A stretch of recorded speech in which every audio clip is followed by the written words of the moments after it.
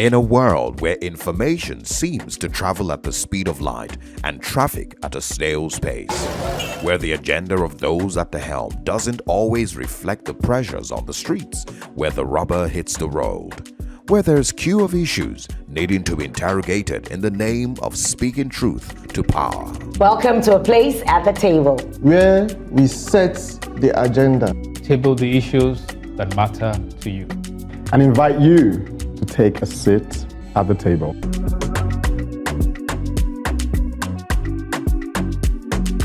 Welcome to A Place at the Table. From where I'm sitting today, today's edition is all about perspective. I kick things off by saying, he is not your enemy. Zumah, I will hope so. How is this for a perspective? I'm challenging us to see AI not as an adversary, but an ally. Perspective, I am saying no matter how we look at it, dignity should not cost a woman 5% of her salary.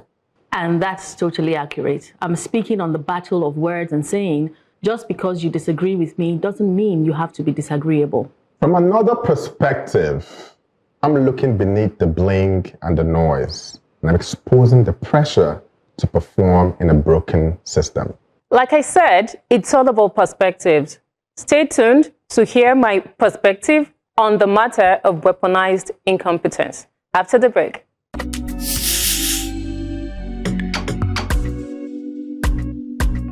You sent your partner a grocery list and it came back with the wrong brands and missed items. You are upset and frustrated.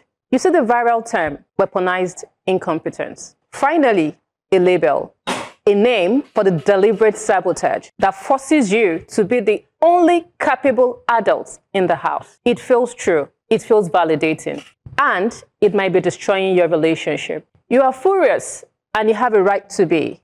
Even when both partners work full-time, 38% of women handle the vast majority of house chores, compared to 9% of men. This imbalance is a primary driver of resentment and a major predictor of divorce. The frustration is not the problem. The imbalance is not imaginary. The problem is that in our rush to label the symptoms, we are misdiagnosing the disease.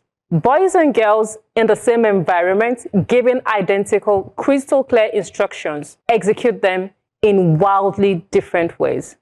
There is no incompetence, just differently wired brains. This isn't an excuse, it is neuroscience. Women's brains are built to see the details, the emotions, and the big picture all at once, while the men's brains are built for focused, linear, compartmentalized tasks and coordinated action. They don't see the details as you do. They see structural efficiency. You are in a partnership, not a war. When you see his failure and immediately label it weaponized incompetence, you are assuming he intends to harm you. You are in that moment casting him as the enemy and trying to fix a partnership with the tools of war. We have to make a different choice and ditch the labels. We need to focus on building a bridge between two different processing styles and a model for our children that men and women can be different without one being deficient. Your man isn't incompetent, his brain is plastic. Your brain is plastic. You can both adapt, but it starts with patience. It starts with grace. It starts with a radical choice to believe that the person you love is your partner and not your saboteur. We can officially give you the title, you are a she for he. Mm-hmm. Best ever. First ever. Have you ever heard that before? Consistent. Consistent, you know. I wish I had an award right now. The way you advocate for men's issues is so refreshing because it just basically shows that there's somebody on the other side looking at us as not being different. Sometimes the differences, you know, between a man and a woman, especially looking at the man, is reflected or portrayed in such a way that the man is seen as a disability. He has a disability. His brain is just not in the right way. And the way it sounds sometimes is so demeaning and so derogatory. And I love the way you framed it when you say you are in a partnership, not a war. Because the reality is that we are different. I cannot be like a woman, and a woman cannot be like a man. And we always say that you as a woman, I always say that you as a woman, you can get the best out of yourself by being female, not by being a man, because you are your best recognizing your unique traits as a woman.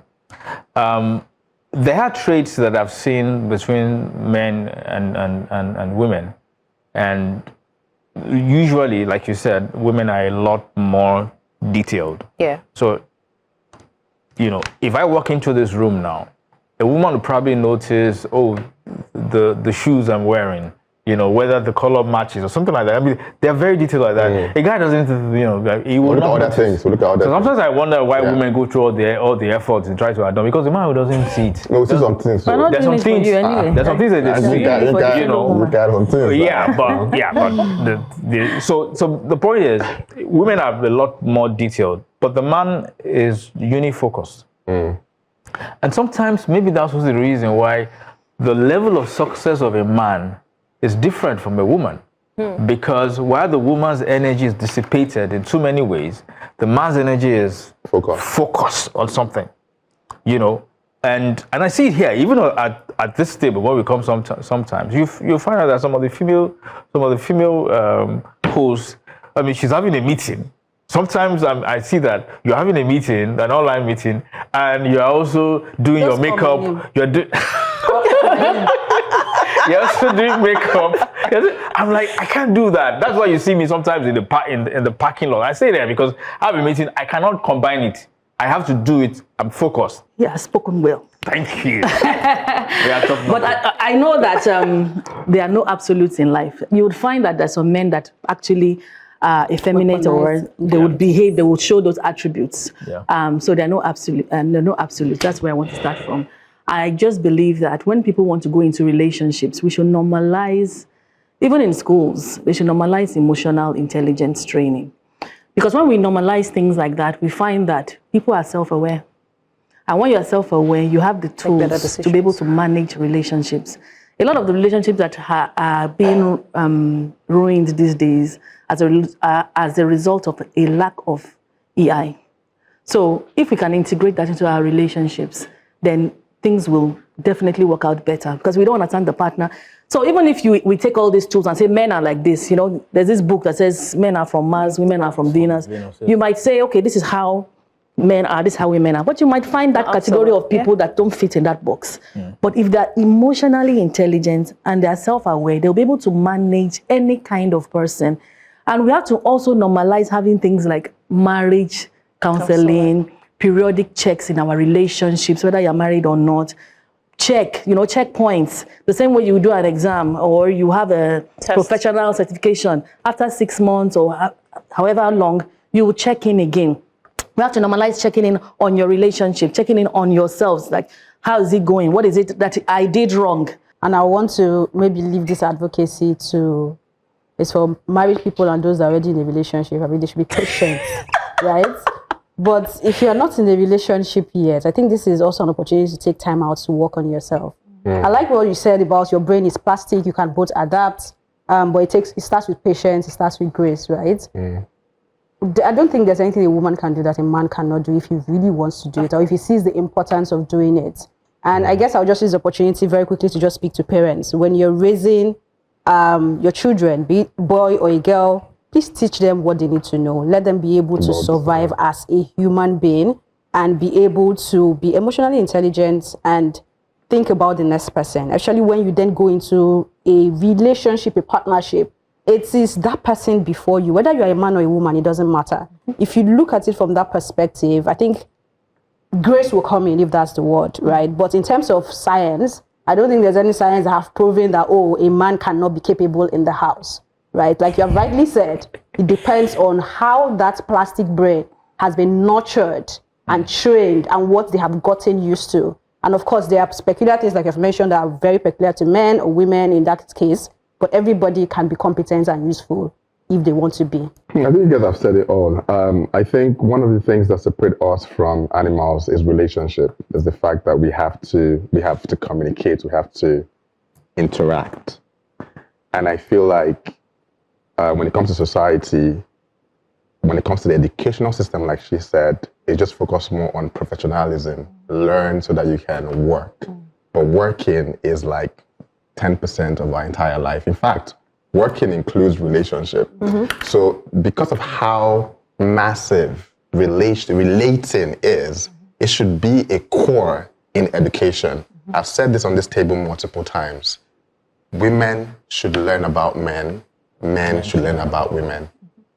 And if we understand that, I'm beginning to, the more I read books, the more I'm beginning to understand better how to interact with my gender and even the opposite gender. One thing I have learned in all the different relationships that I'm in my life, especially the married people that are married, is you can either be right or married. You cannot be both. And that's fact. So as long as you're open to getting married, understand that you might not be right half of the time. Even if you want to be right, you can't be right. You have to listen to the other person, understand where they're coming from. Their perspective might be totally different, might not even make sense to you. That doesn't mean it doesn't make sense. Yeah. Right? So you can either, I think I'll just leave it that you can either be right or be married, but you cannot be both. It matters how we see it. The glass is both half full and half empty. So how we choose to see it is up to us. Funny you should say that, Zumah. I choose to say that the future of work is not man versus machine, but man with machine.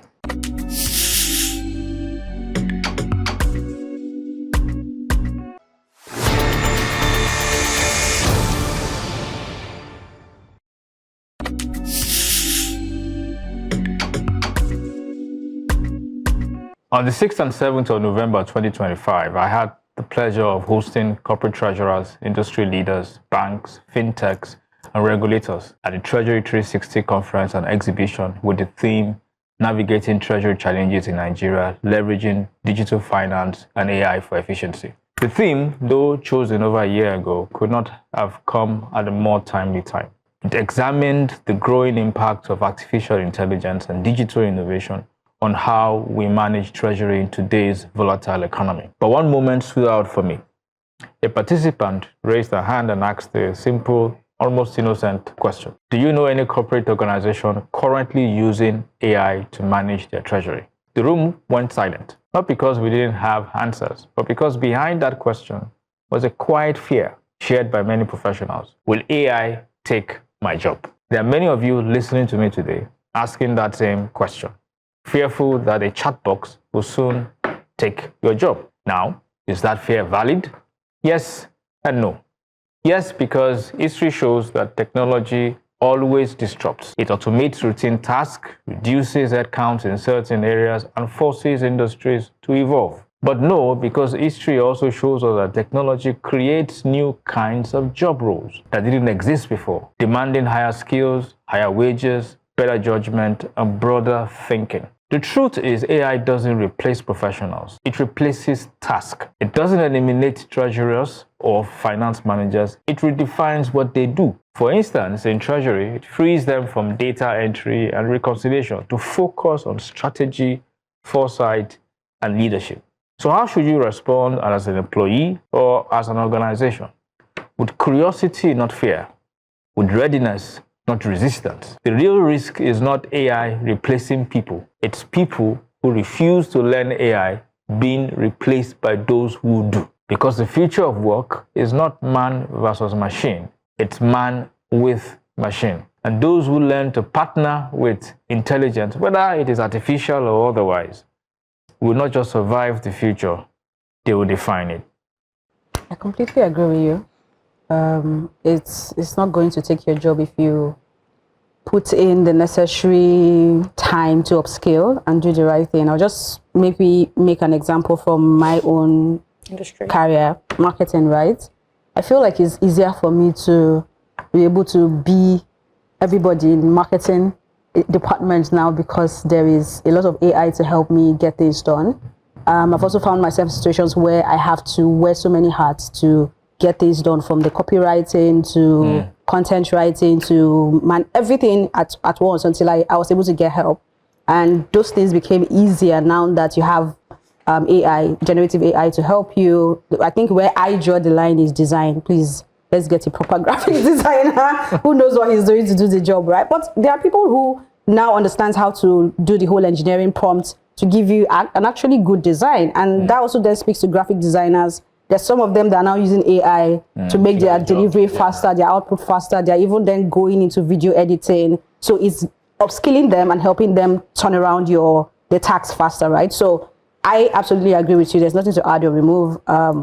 You need to learn the easiest one. I know you see posts on social media and they tell you, oh, you're 40 and above and it's only ChatGPT, you know. If that's the only one you know, still use it. Master it. Like really master it, like she has said, because trust me, you can use it to do a lot. AI is here to stay and is going to keep improving. For the first time in history, we have a technology that can do something. I mean, you said something about, you know, this has always happened, but this is the peak of it, where we have something that has high-level intelligence, as probably even better than us, right?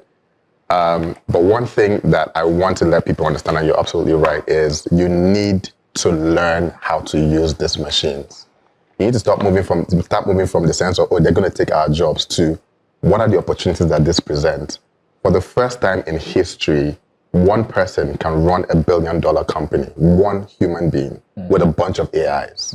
With the guy that does your design, your graphics, your analysis, your finance. You can literally have, in fact, right now, there are systems where you can actually have all this AI together, and then you have an agent that runs, you guys have meetings, and they run every single thing. But isn't that the fear that people have, that once I can run the company by myself, then where is the job? Where are the jobs going to come? It means you too should learn how to do it and run your own company and start something. That's what I'm saying. Is like, you don't need to be an expert to be able to run a company now. You don't need to be an expert. Just know what you want to do. I mean, there's a 5-year-old that created an app with AI that plays games, and kids can actually use that app. 5-year-old. So it gives everybody an opportunity to become, right? If you understand, all you have to do is, I think the only thing we should actually be focused more on right now is understanding how the AI works and just having sense. Once you know what you want, you tell it, it brings it to life. So I think it gives everybody an opportunity to become wealthy. I would say if you're a Nigerian living in Nigeria, maybe you should rest a bit. AI is not coming for your job yet. Technology adoption is still very low. Internet is still a luxury. Electricity is still considered a gift. But on a global scale, there are 3 kinds of jobs. And there are jobs that AI is going to replace totally. You know, jobs that are predictive, that are also repetitive. They are usually low-level tasks. And AI is coming for all of them. Like, there is literally no need to have a office secretary anymore, because all your meeting notice can be taken by AI, which costs less and less, I mean, on the human resource angle and also on the financial angle. And there are jobs that AI will change. You know, we are in the creative and human touch roles. Like for doctors, they can have their AI summary, they can even do AI diagnostic, and then they will now use their professional knowledge to make informed decisions based on the AI diagnosis. And then even customer service requires human touch. Childtech recently, they sacked a lot of their customer service staff. It didn't take them 3 months to call them back because they discovered that it's not working. You know, and there are jobs that AI is going to create. You know, so you need to look at things like prompt engineering. There's someone training the models that the AI, you know, has been run on. So as an employee, you need to look at yourself and look at where your role falls and look at how you can leverage AI to make yourself more attractive in the workspace over a long time. But irrespective of where you fall, AI is coming for everybody's job. We can't. So aggressively upskill, online, and relearn, and just keep learning. Ronke, you are in the education space, right? So how do you see AI impacting that sector? So I'm not sure if many people are aware that AI has always been there. Because there's this real craze about AI, oh my God. Even from the Googles that we're using, our Siri and all those Alexa that we're using, our maps, our Google Maps, the awareness is not there. So I think now that people are a bit aware, the fear is there. And that's where change comes into play. People are afraid of when things change, but it's always been there. So AI is actually your friend. So the whole idea is that we are lifelong learners and we continually learn. And we have to integrate it into our curriculum. Say, for example, in China, it's now by force from age 6, AI is part of their curriculum. Whether you want, you must just learn it. So we have to look at it from that aspect that, okay, like Bright said, it is here to stay. It is our friend. When calculators came out one time, can you remember? When calculators, scientific calculators, and said, come and use it for your exam. People were like, oh my God, they will cheat. They will, everything. There's always a fear when something is new. But with time, we will get used to it. So I just want to reassure those people that are afraid, especially in the sector. Because when all this ChatGPT came out, they're like, oh, they're using it to do their essays, they're using it. But there's also AI to find out when they cheat. So there's always something. So the whole idea is that you be one step ahead and keep on learning. When all is said and done, the matter of survival of the fetus may be decided on where we choose to draw our battle lines. Another way to look at it is that survival is not a me matter, but a we matter. Just as menstrual health is not a women issue, but a societal issue.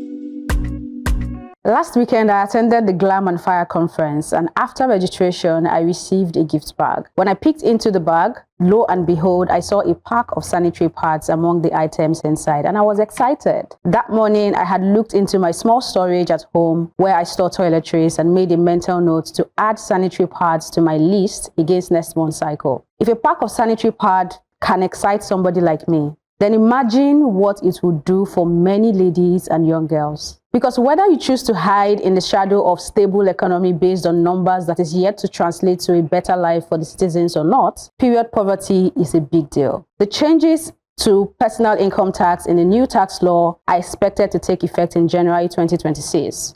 So let me paint a small picture. Let's focus on the individuals who are supposedly exempted, those who earn 800,000 a year. This means the best of this set of people earn about 66,000 naira a month. The women in this group will spend 5% of their monthly salary on sanitary needs. Sanitary pads should be free, not cheap, not subsidized, free.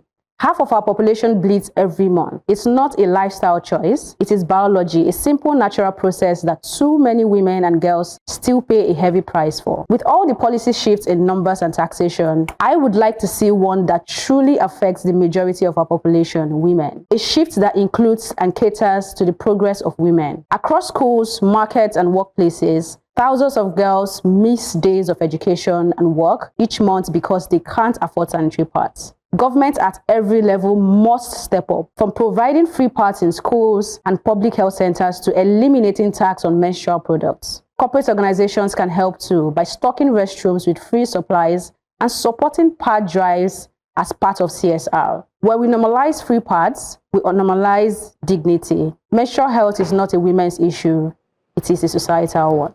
I'd like to come from a realistic perspective and also a solution-driven perspective. And when we look at Nigeria, for example, and we prioritize the needs of the people. Now, if you go to the villages, for example, you don't even have to go to the village. You go to some places in Lagos, and you ask them what matters most. Choose A or B, sanitary pad or food. They will choose food, because even if the person is bleeding, or as you put it, they will still choose, because survival is always key for people. So I would suggest that, because I know that the government won't do it, that's at least not yet. They will not do it. Yeah. That's not. I think they're starting gradually. But so we've seen advocacy like this that can yes, I'm not shooting the advocacy. Yeah. I'm saying it is good. Yeah. However, I'm saying something that is sustainable and easily that we can implement immediately might be things that they are reusable. So we have reusable towels that women can use. We have usable cups that women can use. We have organizations, schools, corporate organizations that can actually, those ones will be the ones that can provide those sanitary pads are expensive.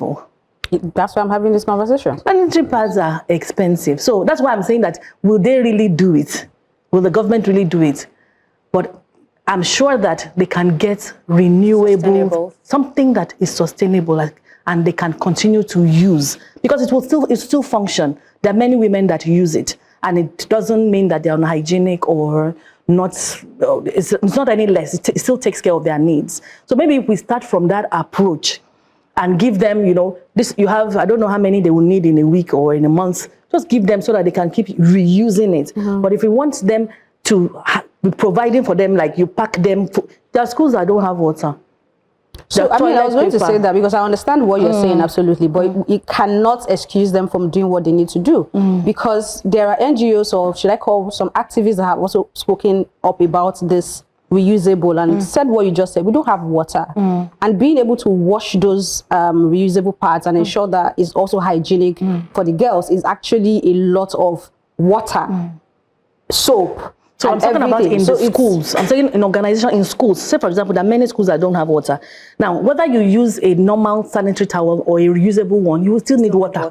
But you need more water to wash the reusable one, which is why we got to that point. So you need water. You need water. I just want something that can work immediately. I love this advocacy, but it is very aspirational. I'm going to write off where Ronke left up. For a lot of people, sanitary pad is a luxury. There are places, people who have grown women who have never seen a sanitary pad before. They just know about it, just hear about it. It's like having the napkins and diaper conversation. Like, we are still a very poor country. The moment you step out of, even within Lagos, there are communities where it's literally wrappers that are torn and used as sanitary hygiene materials. And it's quite sad because, sanitary issues limit girls' education. 1 in 10 girls in sub-Saharan Africa misses school while on their period. 25 to 35% of Nigerian girls misses 3 to 5 days of school while on their period. So when we talk about girls are not in school, so even from the educational angle, it's important for the government to step in and do something about period poverty. So it doesn't have to be sanitary pad, but there has to be a free and sustainable way for to keep girls in school while on their period. That's it for me. I don't think, maybe it's the way I'm saying it, I don't think it's impossible to achieve, right? I think that could be included in the budget, right? If the government decides to say they want to do this, I think it's very, very possible. It could even be down to identifying smaller stores within these communities and having some kind of structure where these pads are dropped there, and then any woman that walks into a store and they want a pad, they can just get it for free. Right? I feel like this can be subsidized. I feel like the government can do. I mean, people are looking at me like I'm crazy. Is this done anywhere in the world? I don't know, but like there are some countries that do. I don't know if it's done, but I don't even need to know if it's done or not. But is it possible? Is it that expensive that the government cannot afford it? Or even provide a tax break for the corporate organizations. But like for the government not to be able to afford it with the corruption that's going on in the come on now. You know what? It's not the advocacy. One thing I think it's very possible. When they make it free, somebody will go and pack 20 and start one business somewhere. But if it's free, it's free. If it's free everywhere, it's free. That means if you have it, you can sell it. You can sell it. It's like, there's a certain product that's like that. I can't remember which one that is. At the point? Yeah, condoms at the point. You go anywhere. Yeah. You see the gold circle. Yeah, but it was not government-led. Yeah, you don't buy it. It was largely donor-led, and it was to fight HIV. Exactly. In the early days of HIV. So we can apply the same model on pads. And that is because HIV is a problem that affects both gender. It is not a woman-focused issue. So yes. I feel if that's possible, I feel like they should do the same thing for sanitary pads. That's my take. Thank you. All right. So Funke Jaja has raised the issue so many times, and I'm glad that you're also raising the issue. We've talked about it many times, and maybe the reason why we keep repeating it is because we keep talking about it, but nothing is done. And for me, I kind of lean to what Ronke said, where we have to start looking at practical solutions. What is real? What can we do, within the space here? And what can we push as well in terms of advocacy to government? So it's not just a case of saying, okay, government should do this, government should do that. Okay, so do we actually have legislative initiatives, policies that we're placing on the table, that we're saying bills should be sponsored and things like that? So I think we need to be really practical. At this point now, we should not just talk about it. We should offer very viable solutions to it. Now, should pads be free? The answer is yes. But is it practical right now? The answer is no. So, but what can we fight for right now? What probably we can fight for is for companies who make the pads to be tax-free, for instance, or maybe VAT-free or CIT-free or whatever to a certain degree. To reduce the cost. Basically, that reduces the cost. And once the cost is reduced, at least it helps the product to be a lot more available. Can we also put in place some legislation that insists that, okay, maybe 0.1% of company CIT should be dedicated into a fund for tax bank? So I think we should get to the point now we start looking for practical solutions that we can implement. Thank you very much. With the amount of profit banks declare every year, come on, man. So 0.1% would solve this problem. And most of them also have CSR budgets. Even if, like you said, the legislation that says 1% of it should be used to provide this, I think it will go a long way. Man, come on, bro. You can do this. Okay. Society is said to be progressing when qualities of looking out for one another's dignity is at the heart of nation building. The race isn't to the swift. That's powerful, Elsie. You've reminded us that compassion should be the new currency. We can't call ourselves civilized while basic dignity is negotiable.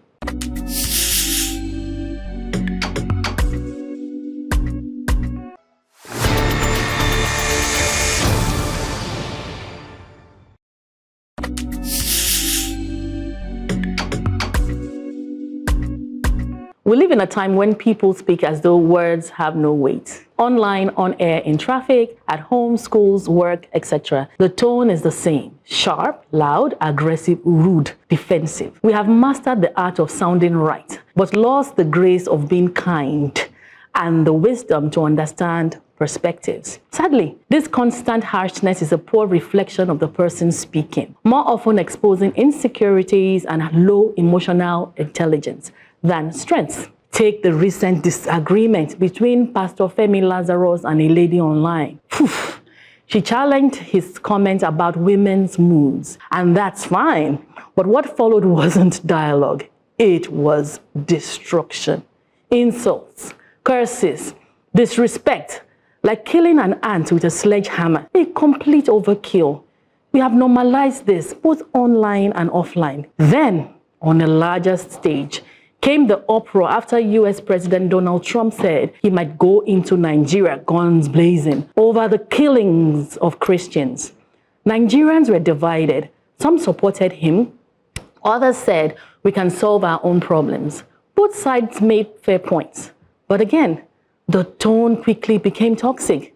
Instead of exchanging ideas, people exchanged insults and curses. We must understand that two truths can coexist. You can disagree and still be decent. You can be right and still be respectful. We generally all want the best for Nigeria, irrespective of our position. Emotional intelligence isn't just about managing anger, it's about managing ego. That urge to always be right often reveals low self-worth disguised as confidence. We've become selective with who we respect, polite to some, so-called powerful and rich, then dismissive of those we think are ordinary. We revere titles but ignore wisdom when it comes from unexpected places. If we can't speak with grace, our knowledge becomes noise and our truth turns to cruelty. The world doesn't need louder voices. It needs wiser ones. Let's relearn how to talk to one another, to disagree gracefully without disgrace, to correct without crushing, and to speak truth without tearing down.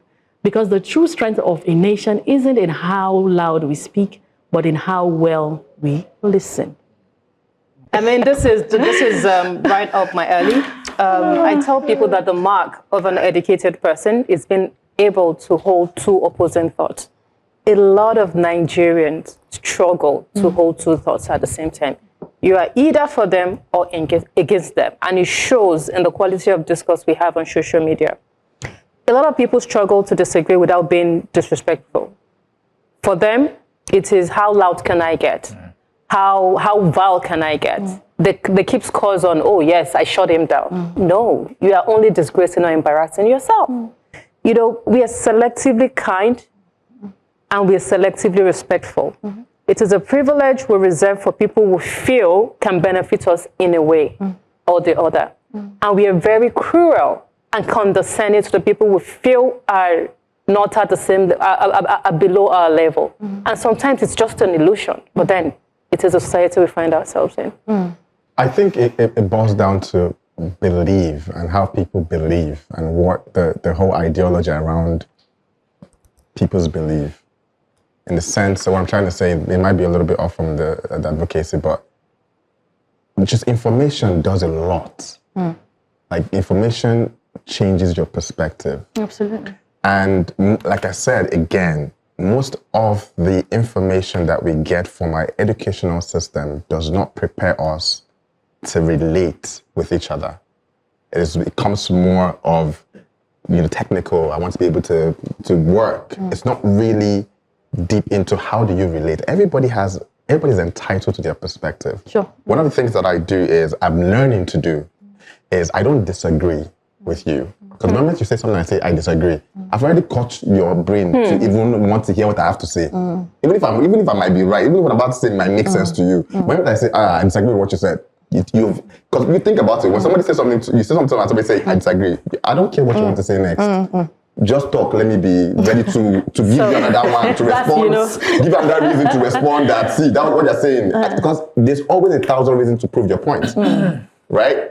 So I think it just begins with information. It's something I saw on social media, and it was a video where the guy was describing that when you see successful people, you think it's luck. No, it's not. There's something that they know that they do in tiny forms that shapes their outcome. Right? It's not, it might just be the way you interact with somebody that gets you to that. Yeah. It might be the way you work with somebody that gets you to that. It's those tiny behaviors that make people successful, but you think, it's luck. Now, the reason why, because his father is this person, father is that person. Sometimes it's just knowledge and information. So when you look at your life, you ask yourself, what is it that am I doing that's putting me in this position? It might not be the government policy. It might not be the environment. It might just be you, because you're not ready to learn and understand how to relate with other humans. Sorry, before you go, I have an I disagree situation. I was having a conversation with someone who I consider a friend, and I said, I disagree. It led into a 5-month nuclear fight. I mean, at the point what precisely did this relationship deteriorate? I don't work. So we had like a round table, someone who we both respected, and then was like, she said she disagreed. I'm like, who are you that I'm not going to disagree with you? Like, there's a program that I have certification. It's called neuro-linguistic programming, and there's power of words. Every word triggers people differently. So that word has triggered that person differently. And that's why those kind of emotional intelligence trainings are important, because sometimes instead of us to use the word I disagree or but, so you are beautiful but you are dirty, those anything after but, anything after disagree. So you can say in addition to what you said, or my perspective is, it's just how we say it. But on social media, your father, your mother. It was a learning point for me, because I just had to learn that, I disagree. Because my kids tell me, Mama, no, I disagree. I don't pick offense over it. And then it just occurred to me that I am not the standard. For a lot of people, they take it as an attack. All right, so there's a scripture that says, be slow to speak, but be quick to hear. And there's a lot of wisdom in that scripture, because I use it a lot as somebody who, when I was very young, I was very quick to temper, and over time, That's surprising, by the way. Yeah, I've learned to work on myself. And one of the things that I realize is that when I'm slow to respond, I listen better. What is this person trying to say? And in what way can I respond? And how will I respond that will trigger this person negatively? So that's why typically you see that, when I react to issues, I try to look at both sides. I try to position myself on both sides. Okay, if I was on that other side, how will I see this? And then what I realize is that makes me a lot more objective about some issues. And I think that's what a lot of people lack online, because the anonymity of online makes it easy for you to say whatever you want to say without the emotional impact of it. If you look at somebody now, like one minister looked at somebody and say, "You're a fool," you get the immediate feedback from that. I'm not a fool. I'm not a fool. And then that So Escalated. people, because they are online, they get to think that they have no responsibility for being courteous, for doing the right thing. You can just do it. But then when you meet the same person one-on-one, you find out that they lack the ability to do so. So you get the fact that really that reaction is actually a trait of weakness on that other person. Because if you are really very, very strong, if you are really very, emotionally sound, you will not need to pull the other person down to get your point across. We need to be a lot more wiser. We need to pause, and listen more before we react. And probably then we'll somehow realize that there's no need for me to react in that way and speak in those words and manner of speaking and be respectful. Being respectful, just being respectful in itself earns you more friend than when you're not. The neurolinguistics, what do you call that? NLP here. I think that's the reason I don't discuss with people anymore on certain topics. Shall three? See, religion, relationship, and now politics. If you're not on this table, you cannot engage me on it, except we have a personal relationship. And I really want to engage with you to get your values and we are going somewhere. Beyond that, I like my peace. Add marriage to it. Yeah, I mean, relationship, yeah. But there's a training I did, I think this was last year, Olo Super Girl, she has this new media conference.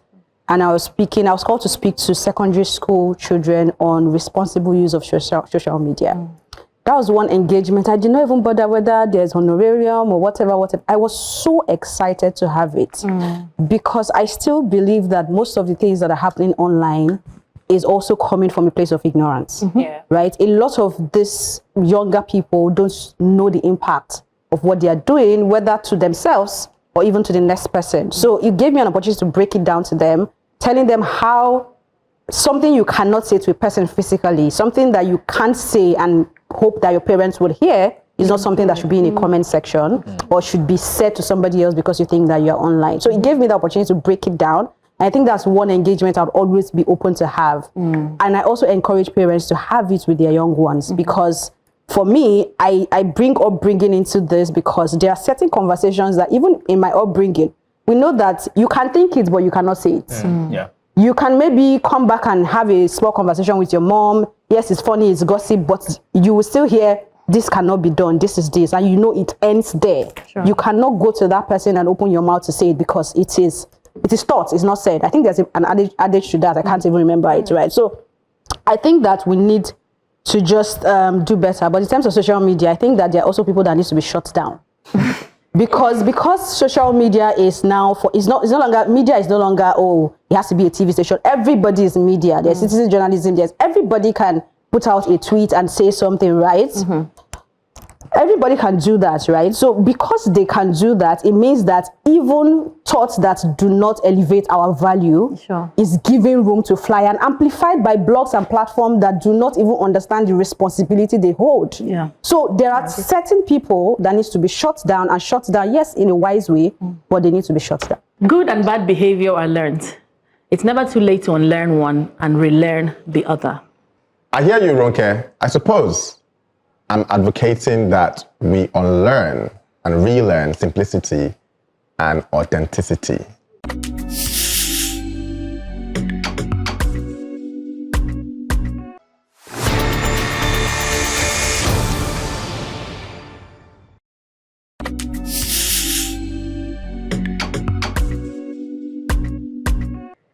I just got back from Germany, and I'll be honest, something about this trip hits differently. Yes, things work, the transportation system is organized, education is affordable, infrastructure is solid, but that's not what struck me the most. What stood out was how simple life is. You walk into a nice lounge, no one is checking what you drove. You walk into a club, drop your coat for €2, buy one cocktail, and find a seat. You don't need to buy bottles or a table to get respected. You don't need to wear Gucci or Versace to be allowed in. Now let's bring it back home to Nigeria. Here, Before you even speak, people are already looking at your car, your wristwatch, your outfit, your phone. It's not your talent that gets you in the room. It's the performance. And that performance has become our culture. We've built a society where the standard of living is low, but the pressure to look rich, sky high, and it's killing us. We want G-Wagon on a bad road. We pay millions to sit in a club that doesn't have parking space. We've made access a luxury and luxury a necessity. And the people who can't keep up, they're under the pressure to fake it, or worse, to steal it. The system is broken, and because it's broken, we've created an alternative image over substance, flex over function. And that's the dangerous part. When a society values appearance more than ability, we reward corruption. We reward shortcuts. We create a culture where success isn't earned, it is staged. This isn't just about government, it's about us. Until we fix what is celebrated, we'll keep raising a generation that's performing for survival. You can't win honestly in a system designed for performance. The only real win is when you build a society where people don't have to fake success just to be seen. This is Nigeria in 350 words or less. It's sad, very sad. And I think we have different terms to read now online. Classism, all this. And you see the word luxury is being bastardized in this country. Yeah. Luxury. Everything is luxury. Even when you're selling something that can be picked up by the roadside, you bring it online and you say luxury, you know. And because they also then understand that those are the words that attract words. The customers. They are the ones, that's where they want to pay. Even when what you're selling to them is nothing close to luxury. Because you have termed it luxury and put something that looks like a luxury price to it, they will pay for it, right? I don't know how or where we are going to start restructuring our value system. I don't know, right? But what you have said, or everything you have said, is spot on. We need to look beyond physical appearances, look beyond the car that this person drove in. In fact, my estate, right? If I'm walking in, like I'm going for a walk, or the kind of conversation that will happen or how they will treat me is very different. Or if perhaps I'm not using my car and I'm using an Uber, it's totally different from when that car comes to play. And for that, deliberately, I'm also not interested in engaging with you, because it means that it's not me, really. It is the car that you're seeing. So it is spot on. Like I said, I don't know where we'll start from, but I think that we can also start from our homes, our churches, because we got to a point where our churches also, like Benga said last week, it's Jeep call to Jeep. It's no longer, you know, so we need to sit down as a people and know where we are going to from here. So you answered the question that where we're going to start. We start from our homes. So I can totally relate to what you said when you went to Germany. I was in the UK for 20 years and life was simple. Well, when I came to Lagos, I was thinking, what's wrong? You know what I'm saying? When I'm strolling in my estate, people will stop and say, Madam, let me carry you. As in, they don't want to see you on the road. And someone like me, it was a normal thing. I'm going to work, I walk, enter the train, you know, no big deal. When I came to Lagos, everything was a big chore. Extreme sports. So I started to study this thing, and I realized that it's a poverty. We have been colonized and we have not broken the chains in our minds yet. We are still struggling from a place of poverty. And that I better pass my neighbor thing is so evident. It's systemic. Low self-esteem. So we've been beat down so much. So we are still struggling. We feel the need to prove a point all the time. To stand out. To stand out all the time. So you said it. We have to start from our homes. We have to model it to our children that some of these things are not a big deal. When I moved to Lagos about 14 years ago, my daughter started in a school.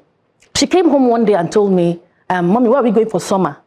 And for someone that had been in the UK for a long time, I did not know the meaning of summer in the Nigerian term. I was thinking weather. So she said, where are you going for summer? I was thinking, we don't have summer in Nigeria. You know, that was the mentality I came with. So with time, my friend was like, she's talking about traveling abroad and all those type of things. That's what we do. So that summer, we did not go anywhere. because I needed to prove to her that you don't have to go. If all your friends in class go, you don't have to go. Absolutely. By the time she was in primary 6, she was the only one that did not have a smartphone in her class. And her self-esteem was intact, by the way. But I needed to let her know that you don't need these things and you don't need to conform. And let me be a pastor like Pastor Yinka. You don't have to conform to the patterns of the world. Be transformed by the renewing of your mind. Let us start with our glory. Let us start with ourselves and our families. Yinka. All right, so let me just add to what Ronke said, because she said a lot of what I had what I had in mind. Spirit. This problem is cultural. It's cultural, and we have to fight it from the cultural perspective. You talked about Germany. You know, I've been to Germany several times myself. And one of the things that struck me, which is unlike UK, because in UK, when you get into the bus, you have to pay every single time. You know, not anymore. No, you still have to use your Oyster card every time. You have to like tap it. You know, in Germany, the city I was in, you enter the bus. Nobody was asking you anything. But what I noticed was that everybody paid. And they didn't chase anybody. They were not looking, there were no ticket inspectors, nothing. I mean, all the times I was there, even the train. You know, and at some point I asked, you know, my host that, come, all the times we're here, nobody has ever asked us anything. Why do we pay? Let's just enter the thing and go. Exactly, that's true. Even the train, yes. It's the Nigerian in you talking.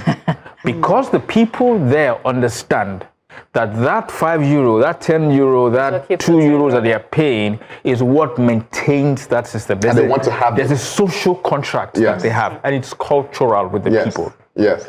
Nigerians need to develop and solve this problem from the cultural perspective. And that's where I think you answered the question when you talked about our churches, our traditional institutions. They are not helping. No. Look at our typical traditional institution. What are they projecting? They are projecting the same luxury and wealth. Our churches are projecting the same things. Our mosques are doing the same thing. So we must fight this thing from a cultural perspective and get to reshape our values. Because if you don't reshape those values, we'll keep having this conversation every single time. I mean, just before Zumah speaks, it's so crazy how we live in poverty and then we create a standard so high that we can never meet. I mean, if we had a system that is working, it would have made sense, but we make it more difficult for ourselves by creating a standard that we can never meet. It's suffering and smiling. Please go ahead. I will start off from where Yinka left off, about the social contract bit. We build rails in Nigeria and we have citizens go and remove the tracks so that they can sell it. You know, Nigerians have got no social contract with Nigeria itself as a nation. Bride, you had fun on 2 euros? I had a blast. Wow. Blast. That's no idea. I had a blast with 2 euros. That's a major Godwin moment. I am sure Lagos lounges are saying, not even close to Lagos. With their minimum spend, 1 million minimum spend. You know, it's a really Godwin moment. I want to be like you when I grow up. We have a culture of selective kindness and respect, like I said earlier. There are social spaces that if you go in there, you're not going to, they won't let you park in the premises if you're not driving a certain kind of car. There are offices that if you go in there, you will not be allowed to park if you're driving a certain kind of car. We have a value issue, and it shows in the way we engage with the world. Our culture is ostentatious, right? The only people we expect conservatism from are the politicians. I was talking to a political office holder recently, and it was like, if you want to thrive in government in Nigeria, you need to perform poverty. Because irrespective of the kind of life you led before, for you not to always be in the public cross-eye, you need to actively perform poverty. Have only one shoe. That your Rolex, you cannot wear it, you know, because they will assume it's the government's fund. So the only people Nigerians, but because our culture is literally, I better pass my neighbor. So how will you show that you are better than your neighbor if you are not creating an illusion of wealth? Even if you are still in it. Even if you are still in it. The whole Nigerian dream conversation we had the last time. Foundations are key because they determine stability and prosperity. As we invest the time to interrogate the issues that lie at the heart of nation building, we're laying the foundations for a stable and prosperous society. So, join us again, same time, same channel, next week. Till then, it's goodbye from all of us. Bye. Bye. Bye.